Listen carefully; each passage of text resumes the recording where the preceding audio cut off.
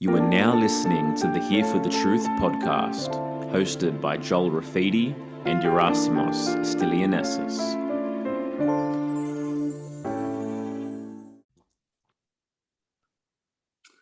Welcome back, everybody, to Here for the Truth, one of the top podcasts in the world. Just want to give a shout out to all our patrons and our Patreon community. We really appreciate you for all your support. You inspire us to keep moving forward, to keep bringing you great guests and great content. It's really important, especially during these times. And then just want to also drop that for any of your divination, tarot, astrology, numerology readings, hit up Joel. If you're into human design, if you want to get some dope body work, if you live in the LA area, hit me up. And without further ado, our next guest, this is episode 38. We got Siaka Massaquoi, right? Ooh, like butter, baby, like butter. There we go, dude. Before we talk, I'm gonna just give a little intro to everyone watching, a little bit of your bio. Okay, we got Siaka here. He has been an actor in Hollywood for over 15 years, doing stage, television, and film. During 2020, Siaka saw all the chaos and lies being told to the country and started speaking out. During the summer of 2020, Siaka got involved in the Trump rallies in Beverly Hills and took to the California recall of Gavin Newsom. Thanks to the Judicial Watch's Freedom of Information Act request, Siaka found out he was on a secret list by the Secretary of State to censor him on social media. Naughty boy. Like many Americans, Siaka was raided by the FBI for just being in DC on January 6th. No charges were ever filed. Siaka's been featured on PragerU, OAN, American Faith Network, along with creating his own sketch comedy show, What the Fact, and clothing line, The New Rebels. Is that correct? There we go.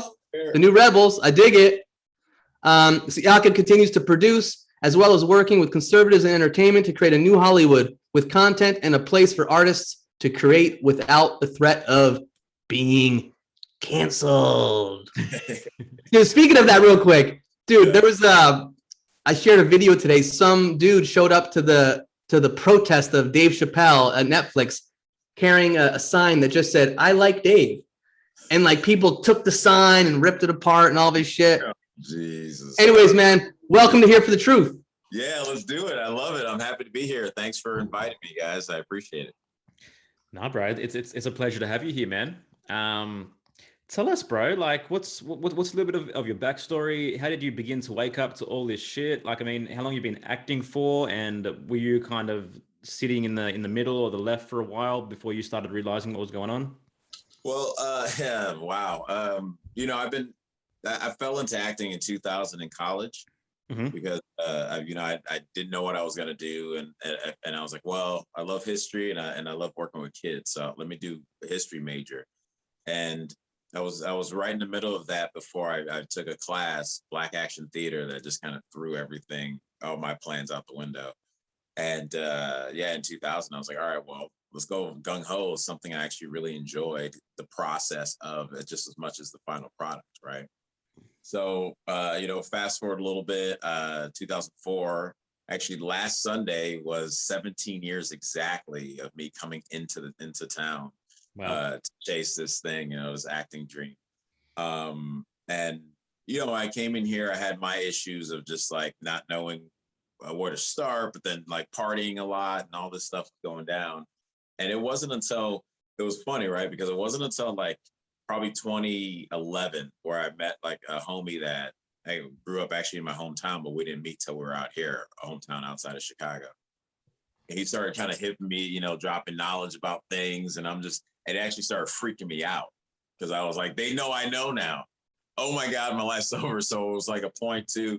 I was so caught up in damaging myself through drugs and alcohol. And it was like, I used to sleep all day and like stay up all night because I didn't want to be caught or whatever it was, right? Just kind of starting to get freaked out because like, I think when you start waking up to things, and especially living in LA, you start to see the manipulation in such a stereo version, if you will. Like the billboards are saying something like you can't drive down Santa Monica through West Hollywood without seeing exactly what they're trying to sell there, you know. Yeah, it's like in They Live with the glasses. All of a sudden, once you see it, you can't unsee it, you know? Yeah, you know. So then in 2013, I got sober for the first time, and that's when I truly started to wake up to what was happening and what I was happening with me. Because a part of quote unquote what seeing what was happening was I believed so much of so many lies for so long, and tried to make my world match with things that I truly, looking back, didn't believe in my heart, but was told so much over and over. You have to kind of start to go down the road, especially if you're in this group, that theater, you know, actors, all this stuff. And then where I came from. But you know, I was sober for 19 months, went out for 5 months because I thought I did my homework and I was done. And luckily it was only 5 months. And when I came back, it was 5 years ago. March was 5 years now. That's when I slowed down in the process of recovery and really went deep into the truth of like how I worked and why I responded in this way through, you know, whatever it was, you know, emotional issues, past traumas, all this, that, and the other. And it really helped me clear the way, but it had me, just because of my nature, I believe, like want to know more about truth. And so that took me to the Bible. And as it took me to the Bible, it got me closer to God. And instead of just higher power, it was God. Like, and it was something that I could tangibly like express in my life. And then last year, as I said in the bio, last year happened, and these lives weren't just academic anymore. You know, they weren't just like, oh, theoretically, blah, blah, blah. And if you never lived in a community or decide to read outside of the news reports, you would have no idea about these issues that have persisted for a long time. And now people were dying over these lies, as well as losing their business and their life. Yeah. I'm like, nah. I was like, I couldn't. And then Hollywood is just, I mean, they perpetuate it, you know, they spread it out through every medium. And it just, I don't know, it just was something that last summer just I couldn't really be quiet anymore, you know. I guess the best way I can say it. Yeah. Yeah. How like as you started speaking out more and having, let's say, different views than the majority of people in Hollywood, what was your experience? Wow. You know, because it happened in stages, right? Because it happens with your close family and friends first, because that's who you talk to. So moving out here on with just myself and my best friend that I've known since we were 17, like he grew up in Nebraska, so he was conservative. So like where I was going, it was fine. And I always say there's the difference. Like I didn't know for a while he was conservative, but he never judged me for being a wacko lefty at the time, right? And a grace isn't usually given the other way around. And so when I started going like that, I still had, you know, him there, and like his family were cool. But people that I've known out here for 15 years of being out, you know, 15, 16, now 17 years of being in LA, like it was nothing, you know. And now I'm fine with it. But at the time it sucked, because it's like, man, I looked after your kids, dude. You know who I am. Yeah. You know, now you're believing the stuff that TV tells you to believe. Like I'd never changed. In fact, I saw you supported me getting better from my issues that most people, you know, that a lot of people can't. So those things started happening when I started getting louder. The first rally I ever went to in Beverly Hills, I'm walking down Rodeo and, you know, peacefully protesting. And a black lady who's working at Juicy Couture comes out there's a customer standing right behind her. And as I turn my head, as she opens the door, she screams and calls me a coon. And I'm sitting there going, and me, I like to like, especially because people were there. I'm like, wait, what'd you say? What was that? No, say it again. You're brave. I'll let the world know who you are. But, you know, as I'm, you know, I look back on it these days after, and you're like, damn, man, like, would she be okay if she had a kid, a son, and because of what he thinks another person of the same skin color, especially with all the pro-black stuff they try to throw around, like how would she feel about that, you know? And then family members kind of thinking what they think, and everyone having an opinion. Then with the industry, I started getting stuff on Instagram like, does he remember he's Liberian? Does he know he's black? Um, well, you'll never work again in the industry. And to be honest with you, again, last summer with everything I've seen, I started disconnecting from the industry last year because I was sick of the lies that was being spread here. And then at the same time, them like paying into the violence to me, when you're hearing these artists having what is it, bail funds for people burning down these poor black neighborhoods. Like no, nope, sorry, I'm done now, because they're just flaunting it in a way where it doesn't feel like you have to scream into the wall to say, look, I see what's happening. It's like it's out there and people don't want to see it now. Like I can't even, like, what's more than death and fire and destruction and death. So it was interesting to watch. Then I noticed that, organizations like Los Angeles Times, they started to slander my name, saying like, we shut down Dodger Stadium when they were doing the vaccines over there, and we didn't. The LAPD even said we didn't do anything. They still ran with the articles 3 days later, had me right on the cover. Actor, radical, blah, blah, blah. And you're like, when I got raided by the FBI, they're right there, dropping off, actor rated, PragerU actor, everything that I was doing, and that they, I saw was like, they try to use that was something special for me into a negative. And it's, by then though, at this point, I'm just kind of like, all right, I know what's happening, but it was wild, but not surprising, because like, if you pay attention, that's what they were going to do. Yeah, man. The truth sounds like terror to a state that's built on lies, bro. Right? Oh, tell me about it, man. The amount of censorship that we're seeing, and we mentioned briefly in there about the finding out from Judicial Watch. I was on this list, and you mentioned my friend Samita. It was actually, you can go back. It was since September 17th of 2020 that we were on this list, and it was from her page off Instagram. But it was a video that featured myself and another friend standing there, but it was a still on page 20 of these 540-page documents of us being like, doing a recall against Gavin Newsom.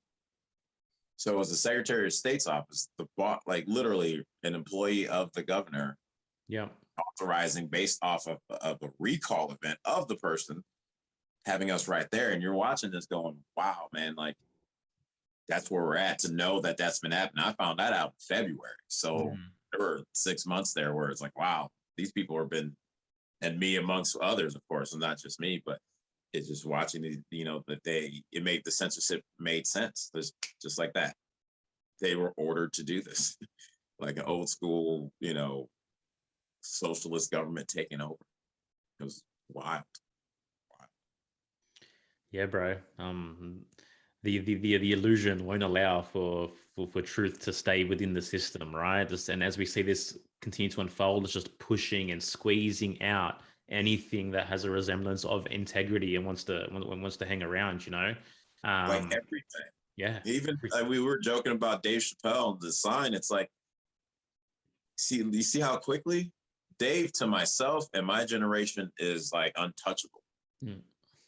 And that's black, white, whatever, just because that Dave Chappelle show in 2000, 2001, like that blew people's minds. And when he comes out and what he did, he walked away from $50 million, and people said everything you could say about this man that did something for his integrity, and came back with that level of respect, because that doesn't happen here, and especially in the industry. $50 million, right? People talk after they took the money. A lot of times they don't talk before, they don't make a move before. And you see how quickly they turn, because now the thing that is used in order to, enact control over individuals, which is this new transgender movement.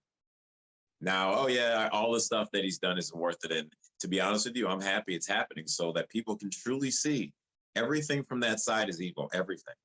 Yeah. Not some of it, not all of it. It stems from an evil place of separation of human beings. Nope. Not buying into it. Now look, Dave said his opinion, and see how quickly this revered man is their Netflix, cuties Netflix cares. Okay. All right. That's right. Like no one gave a shit when they were, promoting promoting kids. what is basically pedophilia. That's the thing that, man, that's the thing that gets me, dude. It's like that, these people came outside to left work. There's people that can't work. They left work because a comedian is saying something they deemed a certain way. But we have 800,000 kids trafficked every year, not at work. When I was, and that's really what turned me into having to get loud, was going to the Save the Children's rally last summer, or summer of 2020, and realizing I've never seen anyone march or give this much of a shit for children. Yeah. And then the ironic thing was I'm on the first episode of Ratchet, Ryan Murphy's show that's on Netflix. And the week that premiered, I was in a rally to march on Netflix because of cuties. And like, I'm doing like a speech in front of Netflix, and across the street is the billboard with the Ratchet like promotion there. And I'm like, like, nah, I don't care. Like, it doesn't matter, and I did that project in 19, but it's like, you're sitting there, you're looking at this, and it's like, it just reminded me how like gross the industry has become. Yeah. That I had to like this, just different signs God showed me. It's like, yeah, man, this made sense that you decided to do something different, go a different way, and use the skill sets that I've given you and that you've cultivated in this industry in order to do something good with it.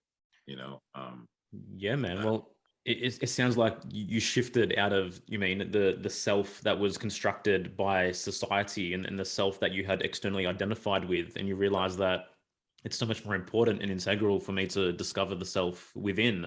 And why wouldn't I be comfortable in my first home, as opposed to, this system that's crumbling anyway, and my identity and all my social structures are going to crumble along with it, as it falls down. And I think that's the pain, really, that everyone that is living inauthentically is beginning to experience, and in deeper and more profound ways as this goes on.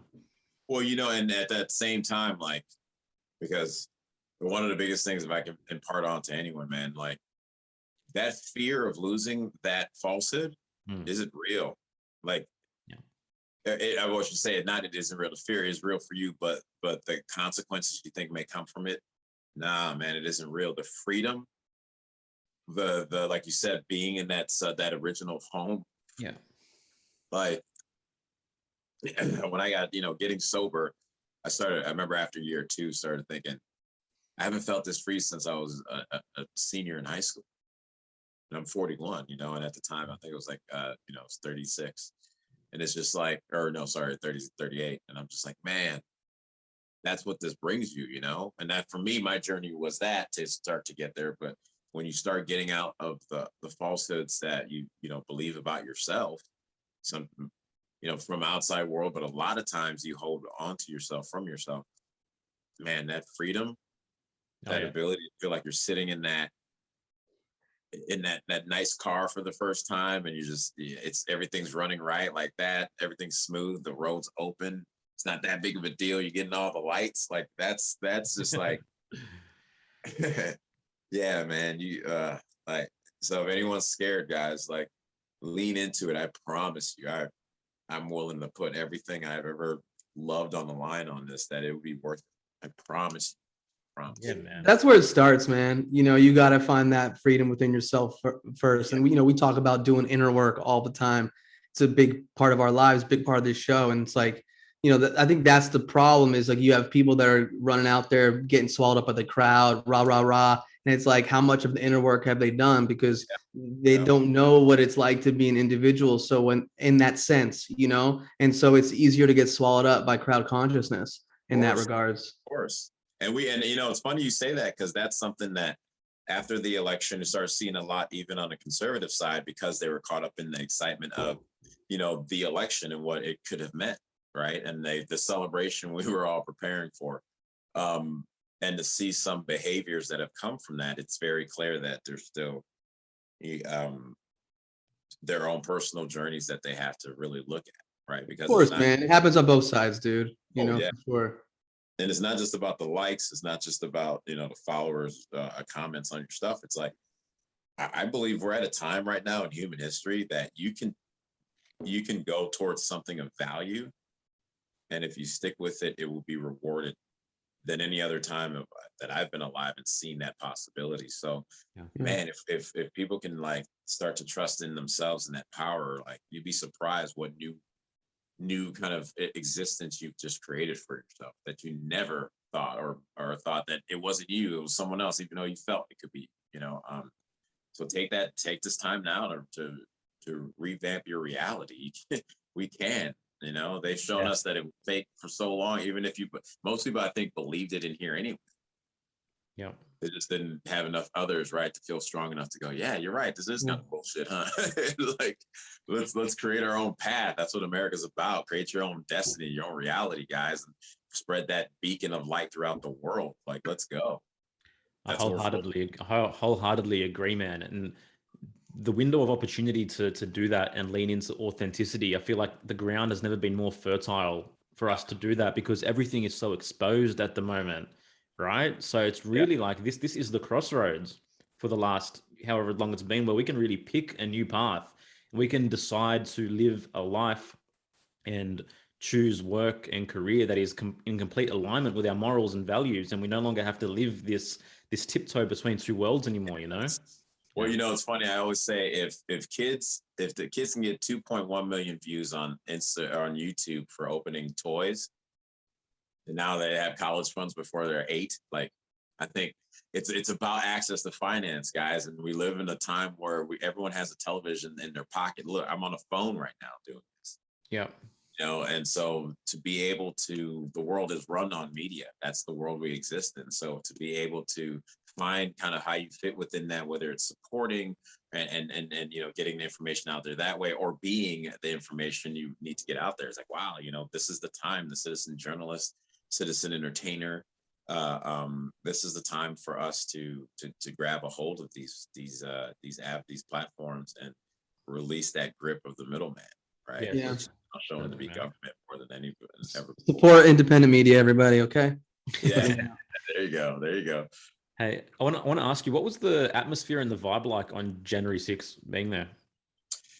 Man, I'll be honest with you, every single Trump rally I've ever gone to, including the ones where we had Antifa across the way trying to start fights, including the ones where Antifa got involved, like the 6th, because we know now that there's evidence of that. Everything was always very much about love and support, and I never felt safer than at a Trump rally, to be honest with you. Yeah. I say to everyone, even especially after the FBI raided my home, I'm like, you never see me with any type of protective gear on. You see me in a t-shirt and some pants, maybe a jacket if it's super cold like it was on the 6th, but you never see me like that, because I've never felt in those environments safer, or never felt like unsafe, or that I was in danger. So for me, it was a normal rally of, hey, we're here, we're just going to hear our voices heard. Let's see what they're going to say, if they're going to add in anything different than I've heard like for the last month about with the numbers, kind of, but not really. And yeah, it was cool, man. And like when I went back to right after the speech, and I went back to the hotel right next to the Freedom Plaza, and I was just going to chill out because it was too cold. I was like, all right, you guys can go walk. And I take off my boots. I turn on the TV because I wanted to see how they were going to frame this, because I'm like, everyone's chilling. And it had this ominous sound, it's kind of like there was blood and blah, blah, blah. I'm like, they're lying. Pop on my shoes and head down there. And like, from anyone knows where the Freedom Plaza is, from that to the Capitol building, it's about almost 2 miles, about 1.5 miles. But as I'm walking down, there's people just kind of like, it's just like any other rally, people going and coming. I'm like, hey, is it over? Like, no, people are still there, and they're meandering back. As I get closer, it's just the energy again of that positivity. I get close to where the scaffold was, and I see this huge American flag sitting over top, and everyone, like, as this one woman comes to interviews myself and MAGA Hulk, we had bumped into each other and a few other guys that we've done some podcasts together, and then this woman interviewed us, and then it broke out into the national anthem. We're singing that. It was just like, that's what it was. That was a feeling. And then you get up by the front, you see, people just meandering back and forth. You smell the pepper spray that was in the air. So that was there. And for the most part, you just see the SWAT cops just standing there, and everybody's just kind of walking around doing whatever, taking photos and taking videos. And you see where the doors were open, people were walking in like they're going into a festival. It wasn't a violent takeover or anything. It was cops standing right there. Hey, so even so, when I remember when I was leaving, I'm walking away, and one of the things that really blew my mind, I look over to my right as I'm coming down the street, the sidewalks, and no cars had been messed with at all. Like no damage to anything at all on like public property or private property. There were no, and I was just like, huh. So different than those peaceful protests as they're standing with flames going up behind them, being like, it's been mostly peaceful. And you're like you're looking at this and you're like, and I remember making that statement to some random like family that was walking. They're like, yeah, right. And then we were just laughing about that. And yeah, that was it. It wasn't any type of a deal or anything. Like it didn't feel like anything crazy or ominous or like I did believe going there that everyone that went there, they were the cameras that were going to be the opposite the lie that was going to come out. I believe that 100%. I believe that was the last thing that as the citizens or supporters of the president that we were like kind of asked to do was be there just to be the truth. Because we see how quickly they went and started saying things and how quickly, even the following week, Nancy Pelosi and the Congress tried to pass a resolution to call MAGA a terrorist. That means they wanted to come and then they would have been able to grab everyone up, including me, without 14th Amendment. So I even my video I put up that day, it was taken down by Instagram. That had exactly what I was doing there and everything. Yeah. They took this stuff down day of. So they knew what they were doing to get this ready for everyone to then be demonized and claim that, Like how obvious is this shit, man? Like it's so freaking obvious. Like it just, I don't like how can someone live in such dissonance and not recognize the illusion that is being perpetuated upon them? Like it's it's comfort, right? We've gotten comfort, so comfort breeds complacency. And one of the biggest things I always say this, like I grew up extremely liberal in a liberal town, and having a conversation with my mom and family members, like she'll say something like, well, why were they going there to overturn an election? And I'm like, your son was there. I've told you what it was, and you're still repeating the same thing. Yeah. That's not why anyone was there. Not anyone that I knew that the other Trump supporters. That's not. We weren't there to go there and start flipping tables to overturn anything. Yeah. So when she's repeating that, and I go, and she's like, well, I'm like, you're repeating it in this way of like, you've already been told they're the bad guys. And what I'm trying to tell you is that they are the bad guys includes me. So if you don't believe it, with the evidence I've shown you, because I sent her my video of what I was doing there, with the evidence I showed you, and you believe that I'm not a bad guy, yet you're still parroting the same language, it's because it's easier to. And this is not like the awakening has been way shorter than the brainwashing. Yeah, of course. So it's why it makes more sense to me why it's hard for people to see it, because you see it by how they lash out at you. Yeah. And you're like, whoa, and the harder they lash out, the deeper they're in it. But to me, the lash out is there is something wrong, and they can't. Their ego's in a way for them to like start to look within just to help themselves, because they don't know. They're just sitting there. Yeah, man. I think it's a Freud or Jung quote where it goes, it's easier to judge than to think. Yeah. So it's just like the energy and the time and introspection and the need to hold space within yourself to grapple with ideas, to grapple with contradictions that exist within you. Not everyone has the psycho-emotional capacity to do that, or the desire, or even the awareness that's a thing that can even be done, so, and like we all do it in our own ways. I'm not going to sit here and say like I'm this enlightened, holier than thou person, but especially what we see what's going on in the world is just like it's just so easy to point the finger. Well, it's crazy because I thought 2020 there was so much, and I'm sure you guys have hit on this numeric. I can't even say the word. Numerologically. Yeah, exactly. There was just so much there. I'm like 2020. That's a guy who wears glasses. That's supposed to be clear vision. Yeah. Were at the same time, everything slowed down. So for my time in recovery, I always say take a pause. The first reaction isn't the truth. your first thought about it usually isn't the truth. Take a pause. Then as I got deeper into God, is that pause is so you can have a moment for God to come in and help you in that moment. So I'm looking at this time, and I think what it really did was it forced people on the side that they had either their soul calling or they've been like bought into, because those who decided to lock themselves down for the entire time to buy into everything that's been saying, they came out and they looked worse. They felt worse. They were more angry because they've been told the other side didn't, than those who decided to say, look, I'm going to live. I learned to play the guitar in ways that I've always wanted to since I was 7 years old, man. Yeah. That's dope. That kid was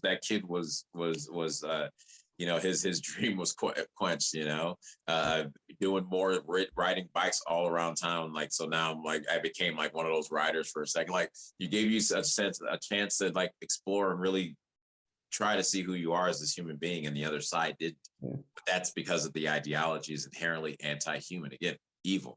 Yeah. So I'm like watching people who folded into it now, and I see why they're so mad. I get it. I'd be pissed off too. Everything's opposite humanity, opposite sun. What? Darkness? Not health, but injections. Like, not natural, but synthetic. Like, okay, yeah, I get it. Yeah, dude. Yo, real quick, I just want to bring this up because you brought up numerology in 2020. So on January 1st of 2020, before this all happened, I posted on my Instagram page, I said, may the year 2020 and this new decade bring us all more clarity of vision to see how our social engineers conspire to keep humanity diseased, distracted, disempowered, and dysfunctional. Wow. So that was pre-COVID. I was pre, dude. That was January, all because of the numerology, the 2020. I was like, oh, clear vision. And, when you go down the rabbit holes and you explore like history in a different way than what's presented to you on the mainstream media, there's certain things that and you see, and there's certain agendas that play, and there's certain things that are happening, especially for someone who's been more focused on the alternative health side or healthcare and just like seeing how there's corruption between pharma and the government and the allopathic medical system, et cetera, et cetera. So that was kind of my main avenue in like 15 years ago.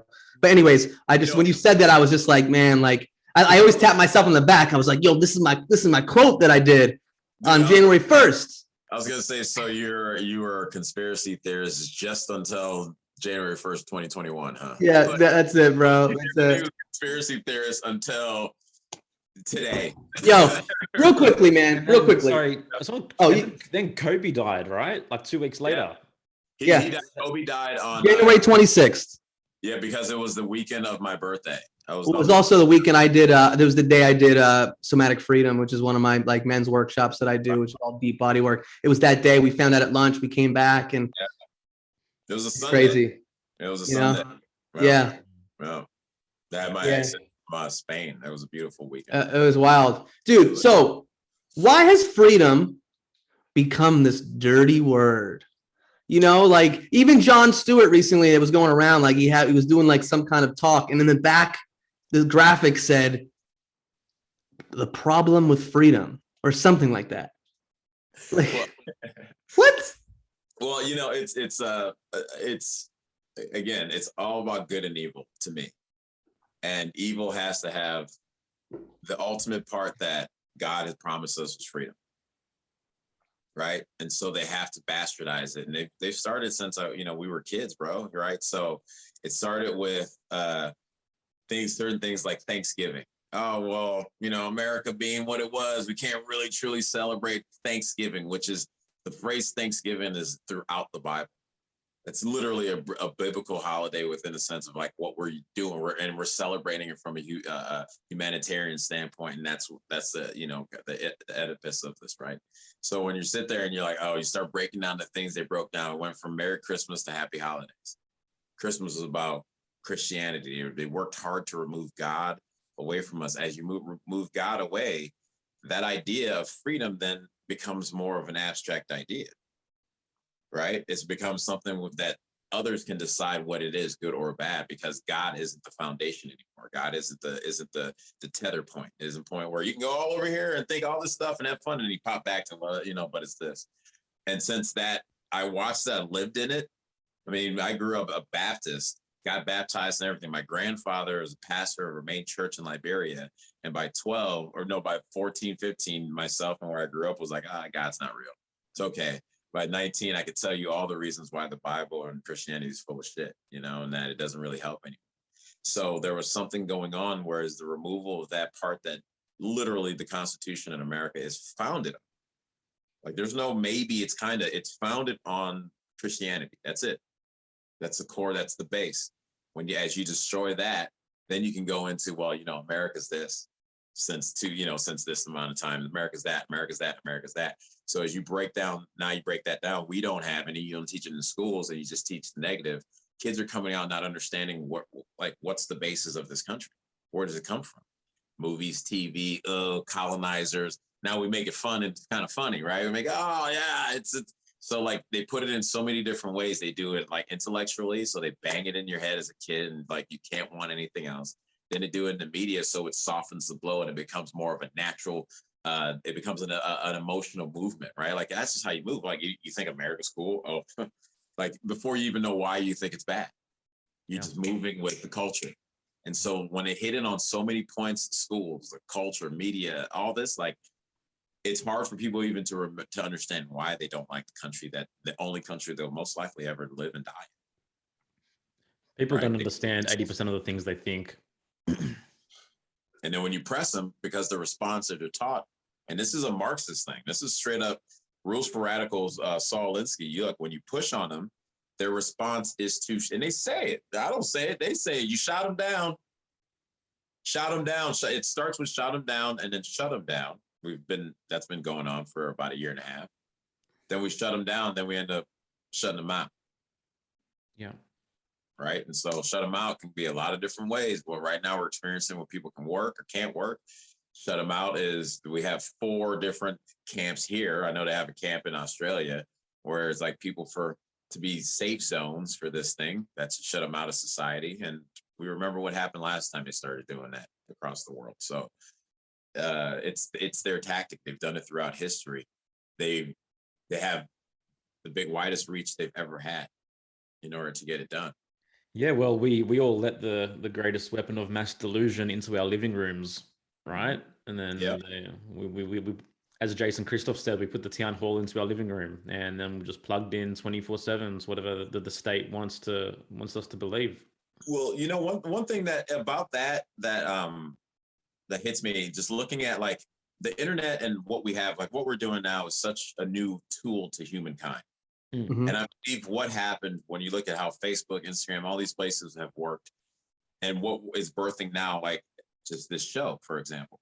Yeah. The new tool in human history usually has disastrous, great upsides, but some disastrous stuff in between because people are just trying to figure out humans. We're hairless monkeys at a lot of times, right? We're just trying to figure a lot of those things out, right? And so as we sit there in this way of trying to figure out this tool, we've seen a lot. It started out with just a bunch of fun, and then evil got a hold of it, and now we're sitting there. It got nasty, and people just accepted that. But look what is happening once we get it back to the kind of the humanitarian standpoint from a humanistic view. We're having now conversations like this that we weren't having a year and a half ago, right? Where more people are looking for independent ways to create. We're starting our own new Hollywood, if you will. These things now we can see the true value of it because as lazy humans, we allowed them to tell us what it was supposed to be. And that push, that 2020 push, it got a lot of people woken up. It got a lot of things happening that wasn't happening pre-2020 that we needed to happen. There's no doubt about that. Does it feel like within you, like intrinsically, that we reiterate this a lot, but I mean, things had to get this bad. Things had to become this obvious. It had to go to this extent, right? Because I mean, it certainly feels that way for me. It feels like we would have been just cruising along in delusion otherwise, if we didn't get uncomfortable. I mean, definitely, brother. Like, I always like everything that's happening to my journey in recovery because all the things that on paper other people would think was bad enough to get me to stop drinking, they weren't. Crash cars, the amount of money for lawyers, the stays in prison and jail, like all that stuff that ruined relationship, friendships, opportunity, all those things, you'd be like, oh, that wake up, man. No, right? It's an argument with a crackhead. And I'm not even joking.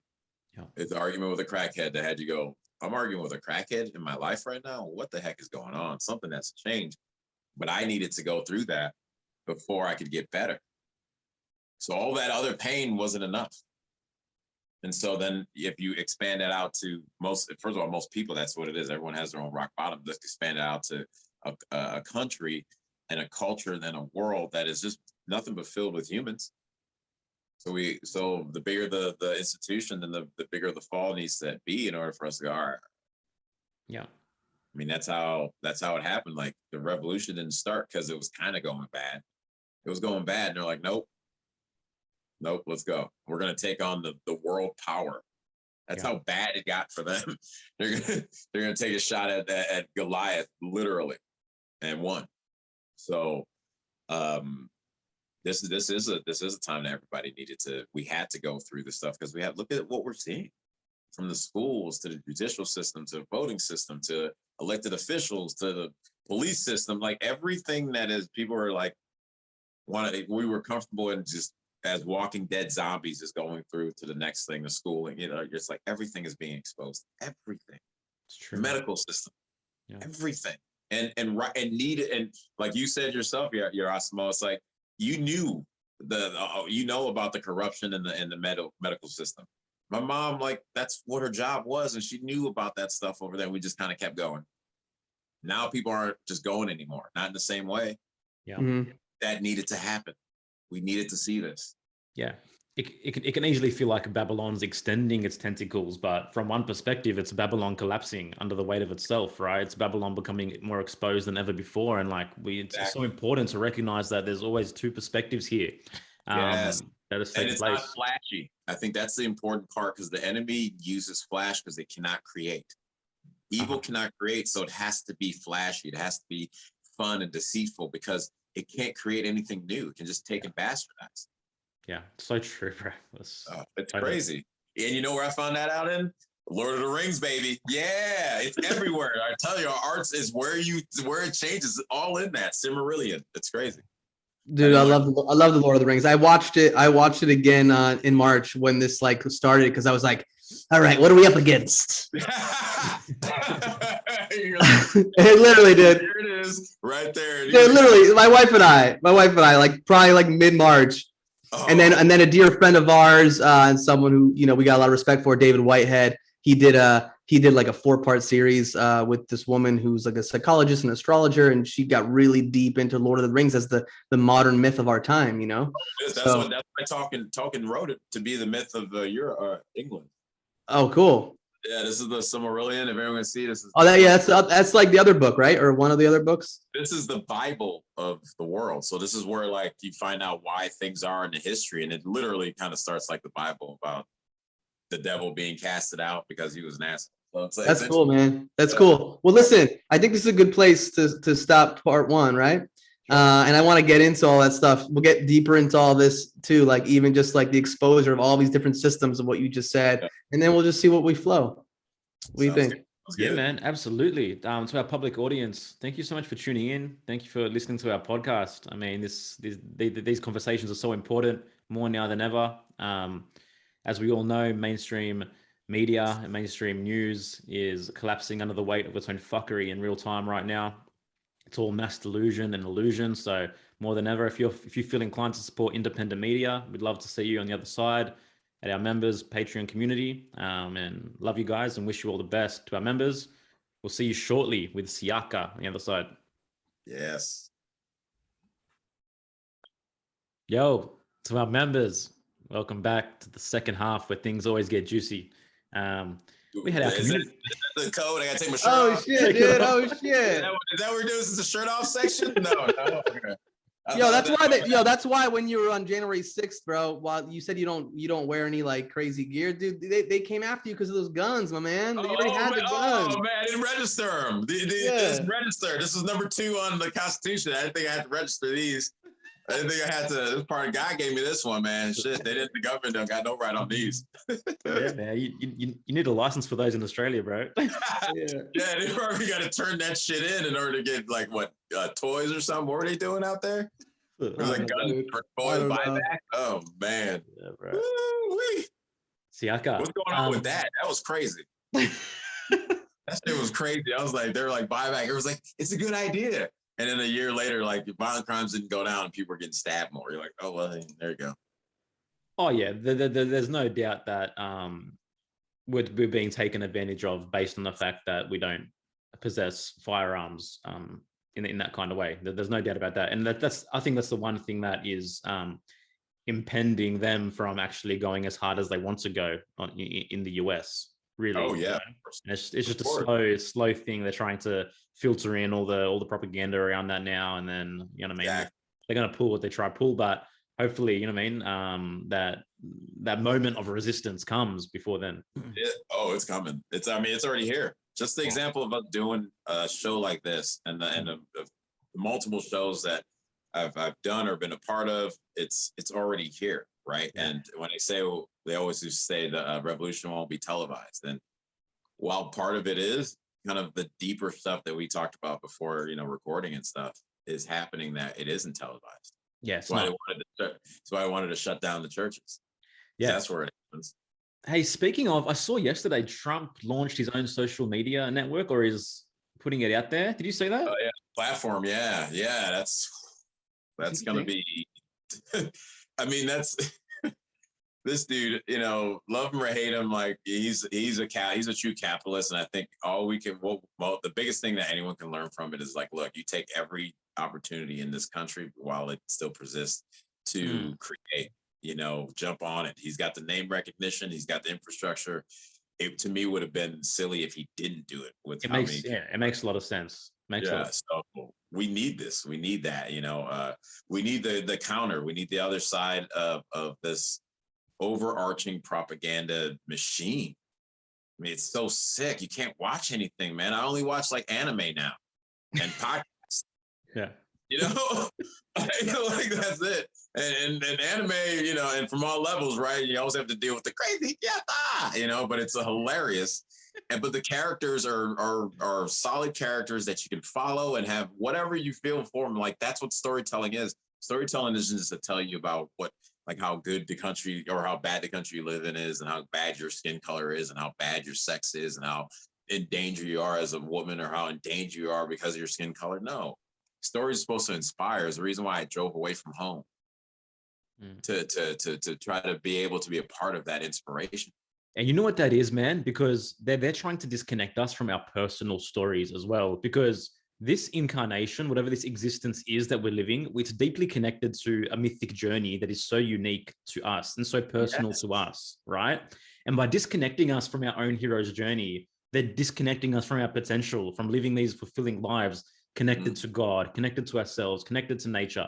You know what I mean? Recognizing that we're here for something beyond just existing in this matrix, right? Dude, and it's so great that you say that, because I've been experiencing this more in the last year of my life than I ever have. Yeah. I come to find out, like I told you, I mentioned before about my grandfather being a pastor over in Liberia, where we're from, in the main church. And getting sober allowed me to do more than I've ever wanted to do in acting. They say life bigger than you, beyond your dreams, and doing more work in acting than got me to do a job back in my home country that I hadn't been back to since I was 3 years old. Right. And now I'm doing a scene in the church. I'm looking up and the plaque says my grandfather's name right there. Wow. And now this year, as I've been, speaking out more, all this, that, and the other, my mom then tells me that for the first time in my life, she goes, yeah, your grandfather used to speak out against the government on the pulpit. So much so that they told him, stop. He said, nope. And then there, it wasn't like here in the US where they just cancel you. She was like, yeah, and they were killing off the opposition supporters and even killed off the opposition leaders. Wow. My grandfather still wouldn't stop speaking from the podium. So when they try to remove us from our own hero's journey, as we see them try to tear down statues and say the past is just bad, by removing the past from us too, then we don't know about the journey part. That is also part of our hero's journey. To know that that's where I come from. I'm not just in the wind now. It's like, this is literally in my blood. Like, I have to stand up because it's genetically a part of And it is genetically part of you. And this Right. is the perfect opportunity. So in numerology, in the esoteric system, Yeah. you're a 5, right? But particularly you're represented by, in the tarot, the 5 of Swords, which is this card here, right? And bro, Okay. this is this guy against the world, man. The 5 of Swords. The 5 of Swords, bro, is literally like, they're very thorny characters. They're people that are I persistent gotta write this thorn. down. No, we can't let this. No, I need to be able to It's go. how It's a you- recorded podcast. You know, we could right? just send you the recording clip of this Oh. part, but don't worry about it. No, yeah, sorry. I need to write it down, then it becomes more net. I get it. That's a damn great point. This is being recorded, huh? Damn. Sorry, guys. Don't be So you- sorry, bro. I love it. No, this is awesome. We'll go. Great. Bro, I'll send you everything. Don't worry. Wait, hold on, baby. In case everything's shut down and we can never do this again, man. I need this right now. Oh man. Okay. Wow. Now writing it seems ridiculous, but go ahead. Yes, as you were saying. Bro, basically, the 5 of Swords, man. This is a dude that's a persistent thorn in the side of these kind of structures, bro. This card is all about handling conflicts. It's all about making your opinion clear, being Wow. straightforward, standing firm despite controversy, knowing when Wow. to speak up, bro, not being afraid of conflict, not easily feeling defeated, wanting to have the last word because you know it's the right word. So there's no coincidence, man. You're seeing things through this filter, because from my perspective, this is what you came here to do. This is what you came here to embody. Wow. Wow. That's wow. That's the kind of stuff, like, you hear that and like all these pieces just start to connect even more, right? And wow. that's the beauty of all this, man, is that we're able to get these confirmations as to the fact that there is something divine happening in our existence, right? There is something deeper. And that's what they're trying to remove from us, right? It's the removal of the divine. It's the removal of God. They're trying to disconnect us from our essence. Yep. And as when you do that, then they can tell us, just like they remove the history, like you say, then they tell us what our story is. Yeah. Instead of us experiencing it and going out and finding out, a man is supposed to go out there and find their purpose. Instead, they're trying to tell us what our purpose is so that we can't connect to that divine. And usually then it's harder to find that spouse who is connecting to the divine, and that takes us to that next journey of life. The next journey of life is to be partnered in a partnership. And it's something that I've been learning in the last 5-6 years. Yeah. Before it was just like, oh, well, get people off your back and just kind of do something. But at the same time, it was something that was deep in my core, but I couldn't, culturally, it wasn't like being reaffirmed. Right. And now when you shift your perspective into the things that, I believe matter, you start to see that in that realm as well. Like, man, I've done the single thing. I'm good. I know what it's like. Okay. Like, the next logical step in life is this. And when you're culturally told it has to be perfect in that, you allow yourself not to truly go through the experience of that partnership. Yeah. Which is by nature what God intended us to be.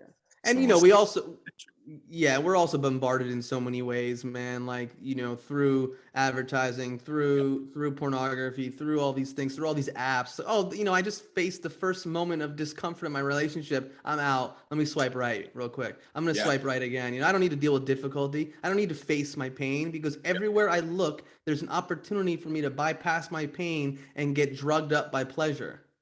Exactly. And it's because my mom, I was talking to her a few days ago about this. We were taught that, you're saying, like, a lot of times, how can't people see this, especially going to public school?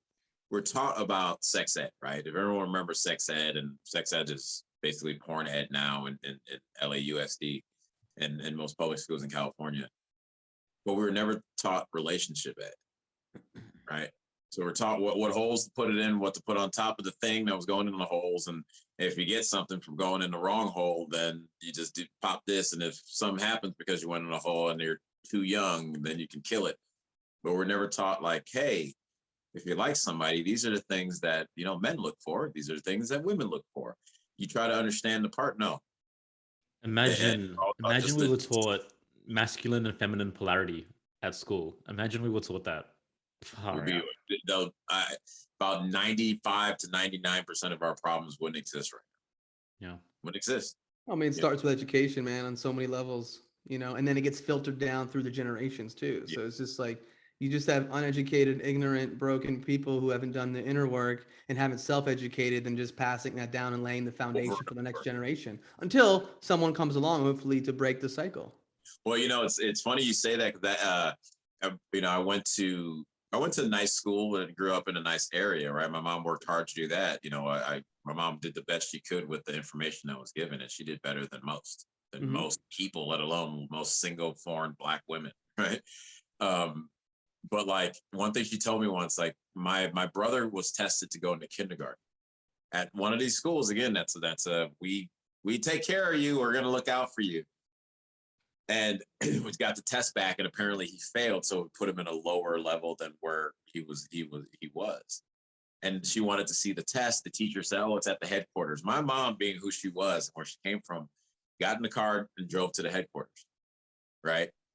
Got there, and she was like, "Oh, let me see the test." And the person was like, "That's weird. The teacher should give it to you, but here you go." So the teacher should have it, which she did. And she was lied to in order to not have to deal with a parent wanting to know how to educate their kid, because that's once you engage in that, now you're a liar, and I can't trust what you're teaching my child. And so she said she got the test. She saw that things that were right were marked wrong, and wording was meant to be put in there to, you know, to confuse the kids. And then she started to tell me, as they mentioned, like they wanted to put him in special ed. They even wanted to put me in special ed. And she started talking to other single Black women in like the city of Chicago, because we were in a suburb. Her friends were like, "Oh yeah, we put him in there. The teacher said it. That's why." So the teacher said it. It's okay. So you said it starts in education. There is a conscious effort for, you know, to put poor kids, especially, into a lower mental state from jump as soon as they come in, because it's financially beneficial and they have to hit their quotas. So you have these people who they think they're doing right by the society, but instead they're feeding continuously into the issues that are being caused, that are out here being caused over and over. And I mean, so many. One teacher, Black man, told my mom, "Oh, you should put Siaka in special ed because his friends are there." I mean, I've been in honors classes my entire life. After that point, after I left that junior high, because I was like, all right, I'll take shit seriously now. And this guy back in 6th or 5th grade is trying to say this to my mom, and you know, it's that education has been set up so that if you're not in a certain demographic, and I mean that from a financial standpoint just as much of a race standpoint, they're setting it up because it's more money for them to, and then the narrative is, oh, poor Black people, you know, or poor brown people. Is like, oh yeah, you are the school that is putting, like, withholding education from them so you can get the money to continue to finance the same programs that is withholding education from these people. So whose fault then is it after a while?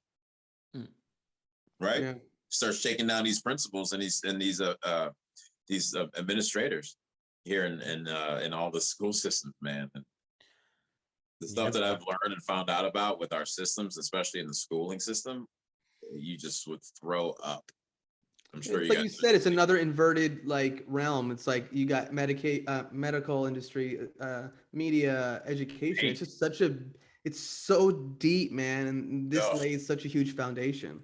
Yeah, it's gross. But I mean, like you say though, man, like going back to the divine, finding out like these things that you have that have been, whether it's been turned against you, your own skill set's been turned against you, so you believe they're evil, masculinity, right? Or it's stuff that you knew you had, but you were too afraid to let out because of fear. Like going back to that, I do believe it's on us men right now to do this. And so we have to go back into that. Our women are relying on us. They're relying on us because at the end of the day, what could happen as we go further down is that then they're just like, oh, they basically become puppy mills because there's no men to stand up for this. Right now, they're championing giving people Athlete of the Year awards for beating chicks up in the octagon. We're watching men beat up chicks for money now. I grew up in a time where they told me there's no reason to ever hit a woman.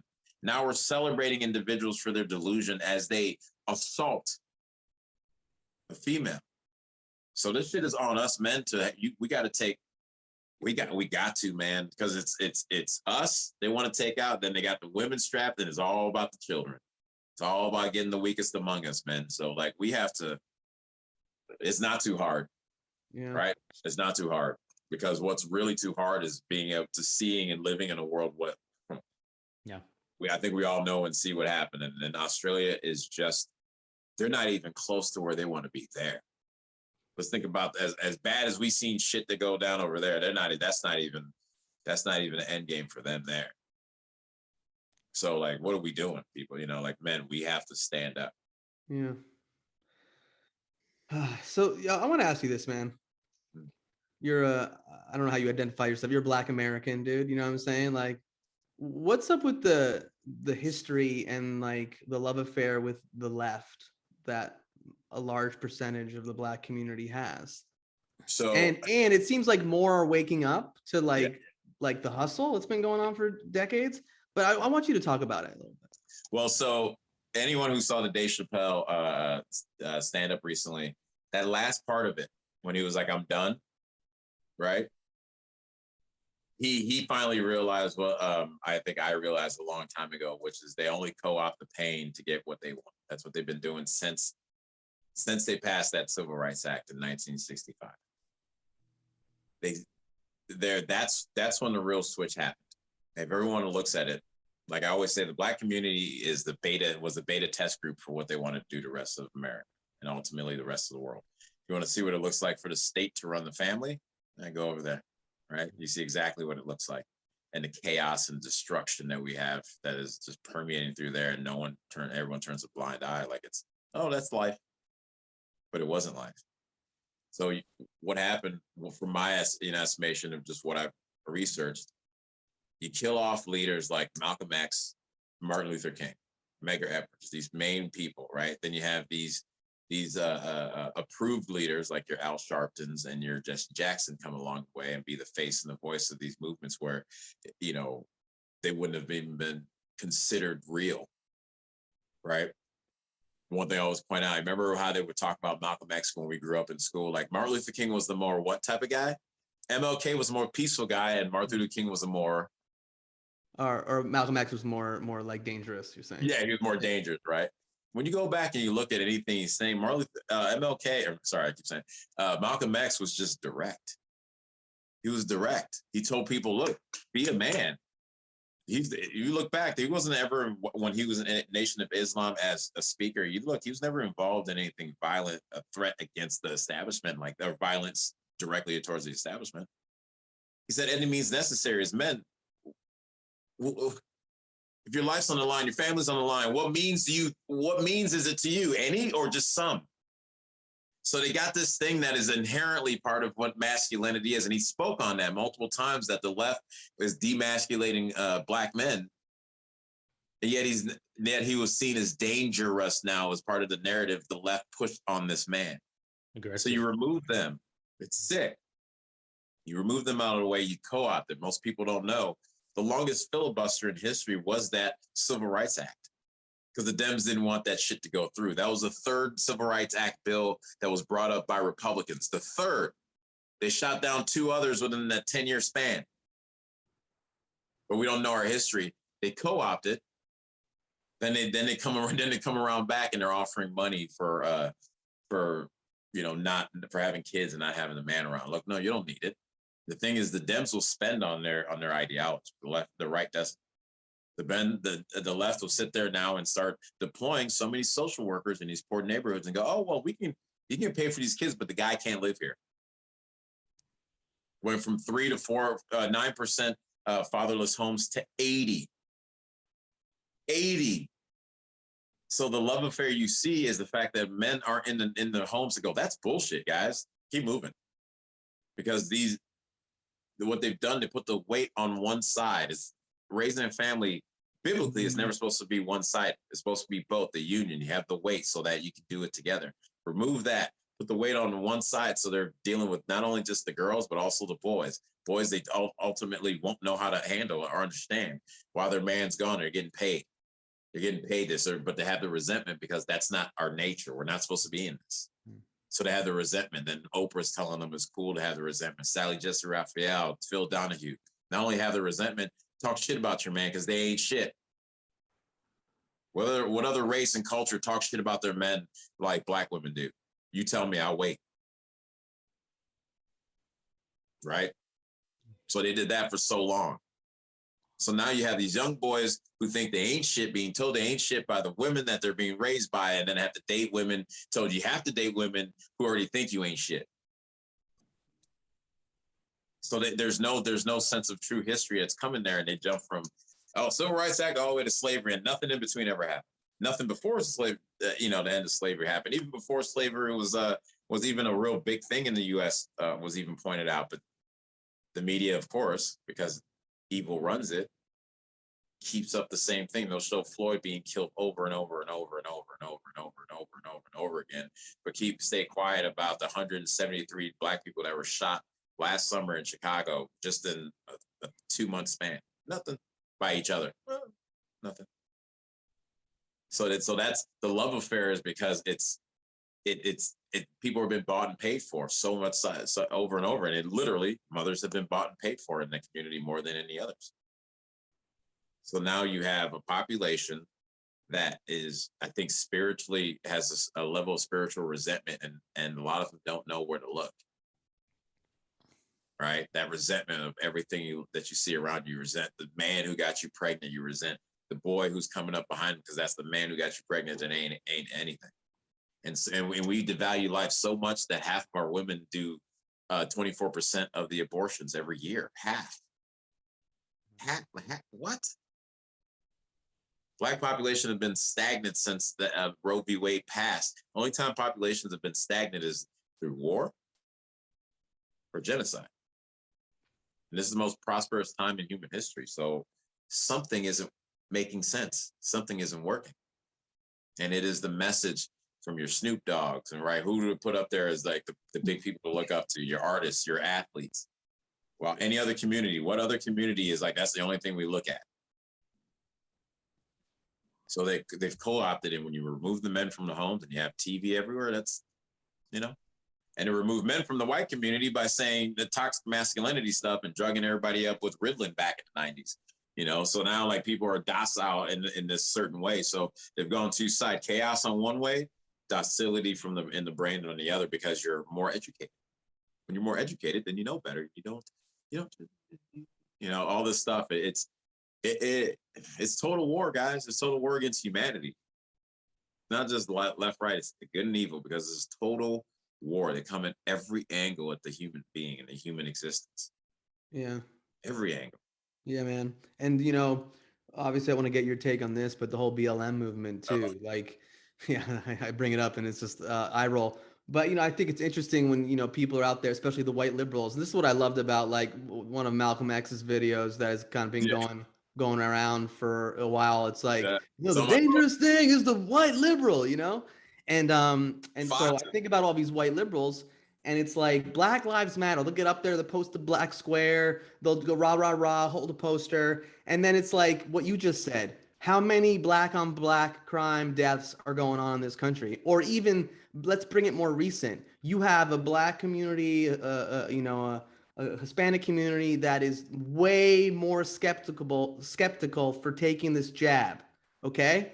But then they're going to institute and rah, rah, rah, these mandates, a lot of them, which are going to impact the communities that don't want this shit. And so so you're literally instituting the new Jim Crow. You're instituting this segregation that's going to impact anyone choosing not to take part in a global human experiment, but mostly impact these communities that you sit there and go, oh, we're so tolerant and we care about you so much. It's a fucking joke. Well, it's because the ideology of leftists is inherently, it's a Marxist system. Karl Marx hated black folks. Let's be real. He hated black folks. And then the same evil people taking his tactic, and the tactic of you use the littlest thing in the community that was hurt, and you exacerbated. Race has been an issue for America, and so they used that part of it, and they made it bigger than what it was, and they used a lot of these young men, especially young women, with the promise of a better tomorrow, right? They always use the promise of better tomorrow as they're undercutting the history of this country. I've been taking a biblical constitution class for the last 3 weeks now, and the things I found out about Black folks and their impact in our country, in our inception and years after, that you can pinpoint a point where they took it out.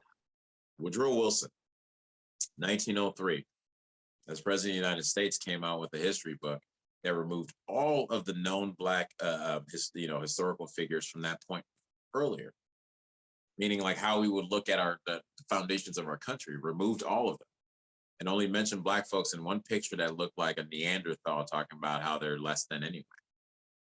This was the guy who became president of the United States. He was and funny enough, he fits the narrative. He was a professor of Princeton, Democrat. So they've been doing this for a long time, people. This level of evil, sadistic thinking is not new. They just take individuals, like, a lot of people I grew up with who have good hearts, and they play on the love that we have as human beings. They take that. They can't create that love. They can't create it, right? So they take that love we have for each other, and they smash it into this like nasty goo crap, where then if they'll say, well, then you don't have a heart. But they've systematically been working away so much to remove history from Black people in this country that we don't know up from down, and think this only place that in our day-to-day life, it doesn't do that outside of certain areas, and sadly more with our own than anywhere else, because we bought into the hype of this injustice thing that we're dodging, we're looking around. So when something like Black Lives Matter comes on, they use a phrase like Black Lives Matter. Yeah, duh. I know. But Marxism uses phrases so that you cannot counter it with logic. So you can't have a conversation. That's how it's set up. Surprisingly enough, we're in a time where that's being exposed more than it was when it happened in Cuba, when it happened in China, when it happened in Colombia, when it happened in Venezuela, when it happened in all these countries across the world. We're just now at a place that is like, now we know. Oh, they said it on their website. They said we're trained Marxists. These are the people that said it. And it's like, cool. Yeah. Marxism, they hate the man and the family home. Yep. Right now, we have an 80% problem in the Black community. That's probably not the group we want to hang out with. When 90% of kids are more successful with a two-parent home. That's probably not the stuff you want to follow. Just before we get into the emotion part of it, statistically, it doesn't add up. So they follow in it, and because we don't have fathers around, and we've relied on TV to be our history, people then starve to see something flashy that celebrities are with, saying Black Lives Matter. Oh, that's our next thing. Yeah. So you can't go. I've even had a friend say, well, now BLM's associated with Black people, so be careful. No, I'm not going to be careful. If we're associated with shit, should we be careful then too? For what? Like, stop this whole sensitive shit of like, well, now we can't. No, that is the slave mentality. I'm sorry. Step up and see exactly what it is. Call it for what it is, because nothing's fixed. Nothing ever changed because we decided to sugarcoat it. Nothing. And that's been in my own life and experience, plain and simple. Because I should be dead or in jail 3-4 times over now. So if we don't step up and start to go, look, we can't, our boys are losing. Our boys are the dumbest in all the categories, reading at a 4th grade level across the country with this dumb shit, man. And it pisses me off, because then they'll turn around and that's the next group of boys being shot and killed like it's nothing in the south side of Chicago, and they say racism. Yeah, but you don't know where it's coming from. It's right on the side you keep dancing and rushing to fucking vote for over and over. And we're surprised. Why? It's insanity, right? Over and over, you accept something different. You expect something different. Come on, guys. So we are in an insane mindset, and it's got to take a lot of this pain in order to get out, and people saying no more, man. We can't let this stuff happen anymore. We have to, because nothing changes just because it's a good idea.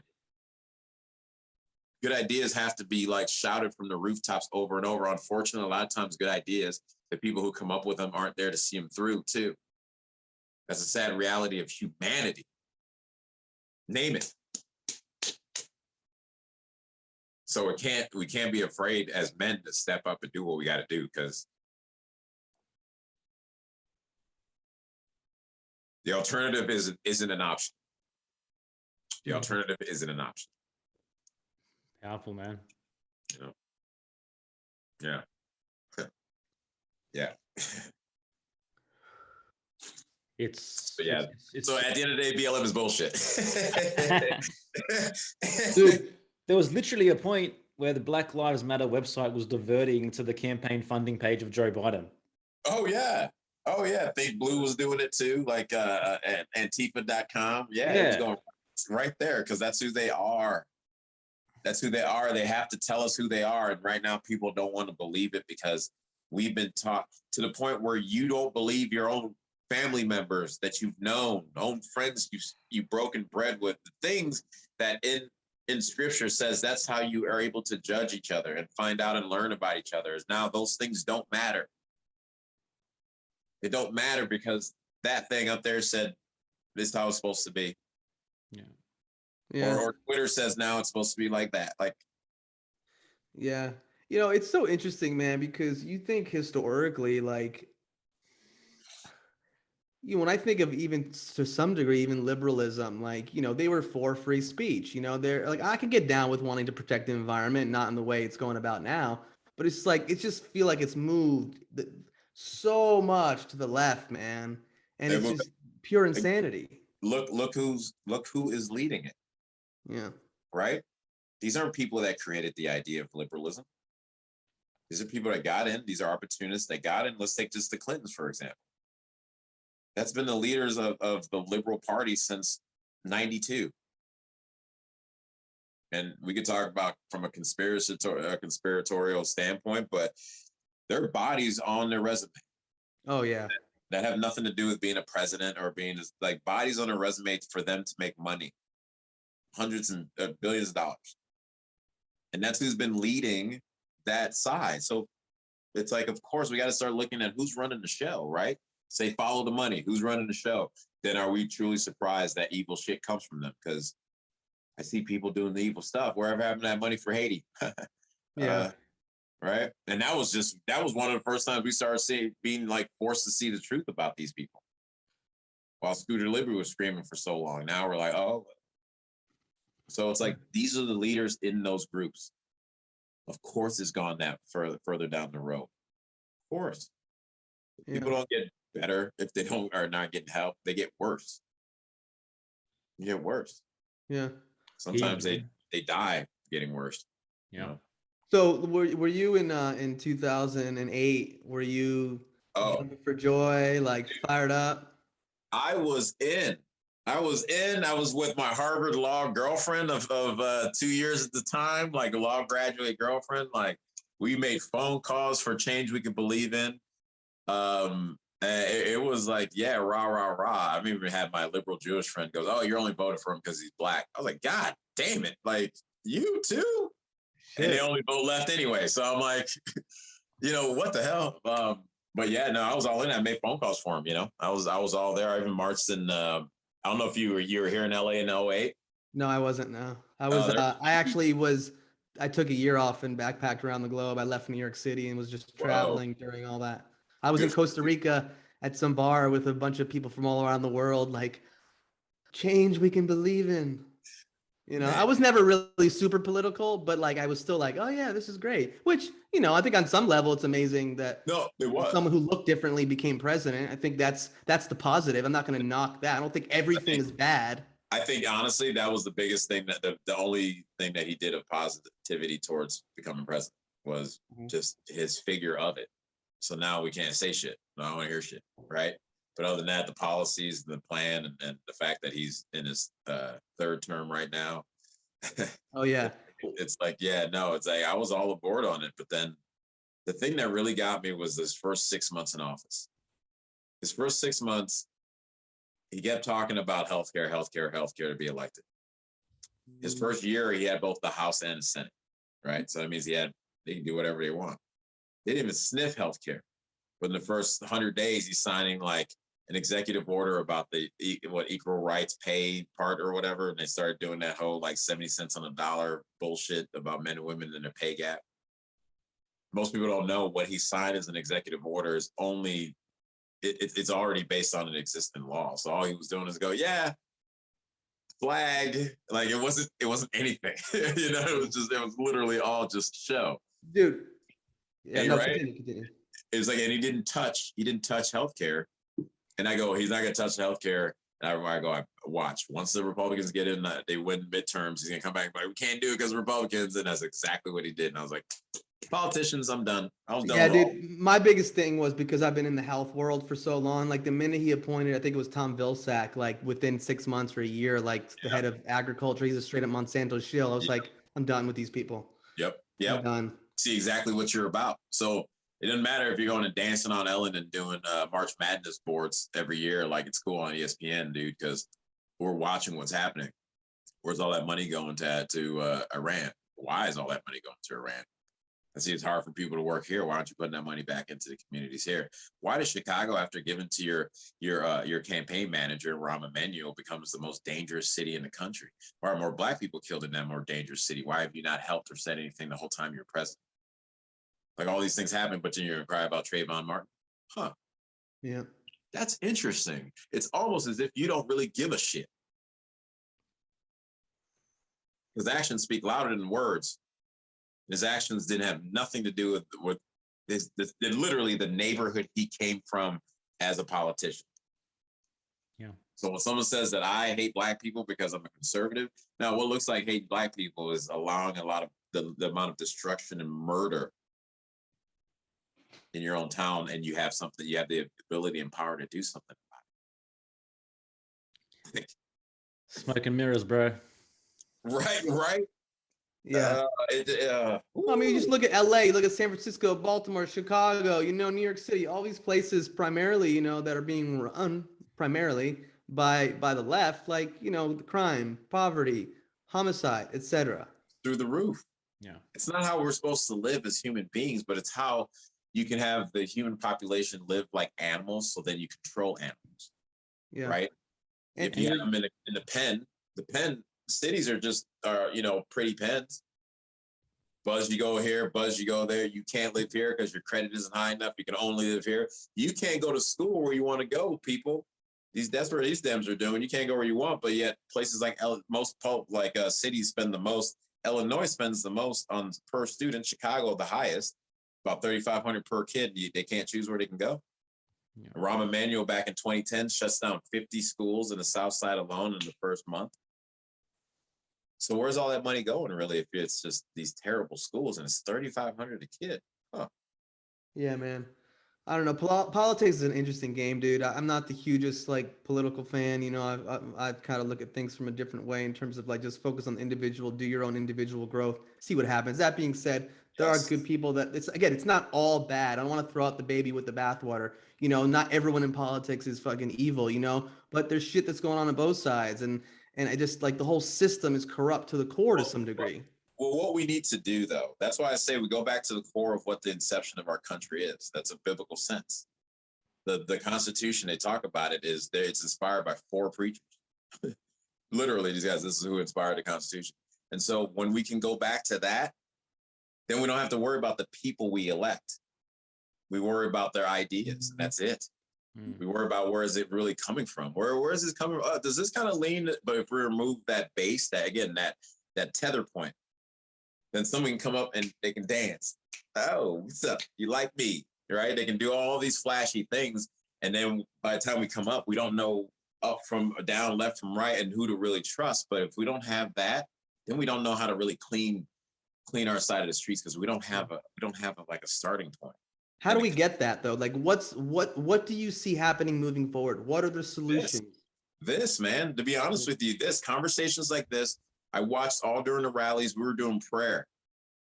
Then I started thinking bigger. I'm like, how many rallies going on in all these states where they're doing prayer that we have not seen in our lifetime in America, let alone anywhere else in the world that's happening? We're seeing people marching in the streets. People are coming back to God in a way I think that is just what comes out of that hey man, we don't have the power but like being a part of that, doing what you're doing, connecting us. We're connecting more with people from that standpoint that have powers in that way that can show us even more, as well as connecting to God for our own.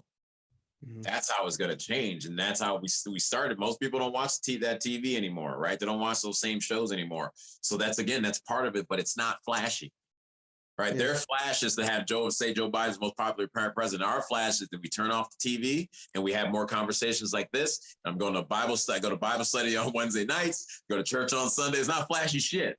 Yeah, no, I hear you, dude. Right. But that's how we have it. But then we're going to look up and go, hey, man, I got this thing happening now. Can you? Oh, yeah, we're going to do it now. Now it's the first annual, blah, blah, blah. 3 years later, it's the third annual, five annual.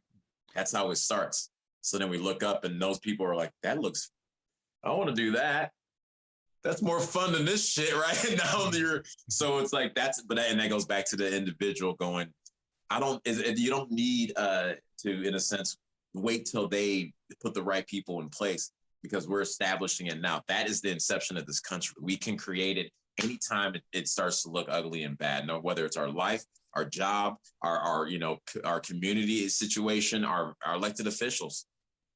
That's how we do it. We do it by going, know what? Nah, this is bullshit. Let's go do it. On that note, bro, tell us about New Hollywood, man. Yes. All right. We're talking about New Hollywood here, guys. So I'm working with Godwin. Nice transition. We were going to start. I think we were going to start with that, and then we start talking about fucking your guns and shit. And then I get it. They're not registered. They look dangerous. They're not registered. I see it. I get it.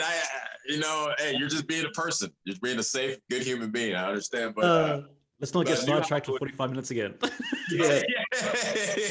Right. So New Hollywood, I'm working with individuals like Simone Alex and Tim Glover. They run a production company in Godwin Pictures. And we met because of an influencer online named Ross the Boss. And this guy is like, making all these jokes and stuff. People are loving how he's presenting what's going on right now. And he's in Virginia. And this is the other part when we say, how do we do it? Like, this is why I believe God is just working. And he's working overtime or working normally, but it's working. This guy, Ross, we connected because of stuff I'm doing online, social media last year. He hits me up about 4 months ago. He's like, hey, man, I want you to be on the show. I was like, oh, that's cool. And he's like, hold on. He got the producers online right there. I've been out in this industry for over 15 years. Unless you are like the 1%, of my experiences, that's not how it happens. And so already lean into what you are and what you believe in your heart, because the things that'll come out of it is going to be amazing. Producers on screen, we're talking. And then it starts to branch out from us just wanting to create this sitcom, which is called Almost Canceled. You can go to Gives and Go, Almost Canceled sitcom to help us fund getting our show off the ground. Put in the show notes. What we're doing is like, the show is about like a guy like a Steven Crowder who is his family, everyone around him is pretty much, outside of people he works with, are pretty much woke. And my character plays like his best friend, but a guy who becomes a friend that they didn't think was going to, based off, i.e. my skin color, right? So it's projects like that are coming out that we're like, oh, let's do more. People are not getting their religious exemptions accepted, medical exemptions. It's looking like, that world that you were just kind of meandering through anyway, because you're doing more bad, terrible projects than you're doing good ones.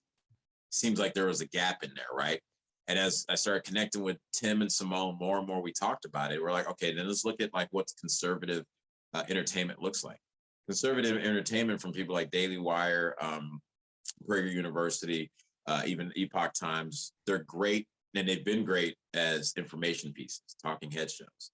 And that's kind of what they've been doing, is doubling down on these talking head shows. So you have the numbers of people that are starving for your type of content. Let's bring in what is known, what is good, what is a good formula for entertainment. And that's not what it is. It's been bastardized to replace, good stories with bad. Mm-hmm. So let's bring that in. So now that's what we're doing. We're not only are we collecting some of the best here, they're just sick of it, and we're building out from there. We're also now branching out, to investors to find that space and that financing in order to bring the entertainment that they want. Tim Allen's what was that show? what is it? Man Knows Best, I think it was. It got canceled. And it was the number one show on TV when it got, or number one show that night on, I want to say it was ABC when it got canceled. And it was a conservative show in a way because it was about Tim Allen being a dad and everyone else around him was crazy. And so there's people out there starving for this. So that's what we're doing here. We've been doing a podcast, or we've been doing lives once a week, just talking to different artists that in the industry, saying, "Yo, this is why we believe, or what have you experienced? Why you believe something new needs to happen." We're trying to show people, look, if something is happening, we're being that different change that we can become, right? Because I believe as long as we still have financing, we all have a TV in our pocket, it can be done. It can be done. So we're here. Everyone wants to join us. Go to godwinpictures.com and you can put your name on, get involved in our group that way. And there's so many different groups that I've been approached by that are like, yo, we want to do this. Yo, we're meeting here. As I told you, we'll meet coming up soon just to do our thing. So it's a lot of excitement. Well, I'm willing to come out of retirement, dude, for some good cinema and some good TV, man. I'm just saying. Look what God's done, man. Look what God's done. You're like, I'm done. I love it. You know what? Let me dust this thing off. Let's go. I talked to a friend of mine right before talking to you who got out of acting. He's from, this story is crazy. He's from is he Puerto Rican? No, sorry, he's Colombian. He came from there. He was worked since he was a kid, since he was 17, was doing plays. And then some theater, actor was like, well, man, pretty much insulted him, be like, you should be on TV because you're so small, right? You're not big enough for stage. And he took that and stopped acting. But he started doing crew stuff. So he works crew, drops stuff off and sets. He's a stunt man. So he's right around it. And now he teaches people how to jump out of planes, so no one can ever say he's doing something small ever again. Wow! But we did it. He was in our sketch. He was in our sketch that we're doing. I'm doing What the Fact.tv is our other sketch comedy crew that I've been working with since January. And we did it at his house, and we're like, hey man, do you want to be in it? He did it. And that one little comedy, bullshit. He goes, man, it's been percolating. It's making me want to do more. And I'm like, yeah, because we took what we saw as a need, we started doing it, and that's how it grows. It grows. Yeah, right. And we don't live in a time where it stays there. We live in a time that now we can pop it on here and tomorrow it changes. So that's what we do. We continue to move forward as human beings because it is right there. It's right there and it will inspire you or someone else. Some of you don't even know to do things. And I've seen it. I've been experiencing it in my life right now. And it's not flashy, guys. So don't expect it to be so. Siaka, man, I love everything you're about. I love everything you stand for. I love the energy that you brought here, man. I mean, it's such a breath of fresh air, honestly, bro. And particularly, you're right, man, bringing in the creative aspect. Let's create now. Let's create on our terms. Let's create with integrity, right? And let's build. Who gives a fuck what they're doing at this point in time? We know what that shit show looks like. We're building over here. When you're ready, come on over. Yes. No worries. Evil contains within it the seeds of its own destruction. And so let that shit fall, create the new. You know what? We're actually, again, it's about going. We can go back and know our history. Michael? I think Michael, is that a Michael quote? Yeah, that was good. That was a great quote. Can you shout out Michael Desarian? Love you, bro. I was learning about all this history, about the inception of the country and all this. It's learning Hollywood was started by Christians to tell stories about God. Yeah. So it was meant to tell good stories anyway. So let's take it back to inception. Let's take it back to the core belief values and the inception of our country. And then we will get back to where we're supposed to be. And it takes us though. No one's going to come from the past. George Washington's not showing up tomorrow. You know what I mean? So it's our time, guys. It's our time. I love it, man. Guys, this has been episode 38 of Here for the Fucking Truth. Thank you for being here. Siaka dropping some bombs. We're going to drop all his links in the show notes. I highly encourage everyone to support what he's doing. This is needed more than absolutely ever. If you enjoy this podcast, please tell your friends. Please share it around. This is the way that we move forward. This is the way that we grow. Grassroots, ground up. Love you guys. Siaka, absolute pleasure, man. Joe, love you, man. Yerasimos. I've been working on your name too, buddy. So that's you're good, man. It takes a little time, man. You're saying like a true Greek too, Yerasimos. Or you can say Yerasimos, but Yerasimos is like a Greek, Dude, I like it. I mean, my name's Siaka. I have to respect it. Come on. Yeah, no, I hear you, man. Cool. Right, listen, it's such a pleasure having you on, and much love to y'all. Just keep digging for the truth. Keep doing your thing. Peace out. Smoking mirrors, I'm seeing through the illusion. Waking up in a time they think you're in a delusion. Somebody set the alarms, cause they be too busy snoozing. I'm in a DeLorean.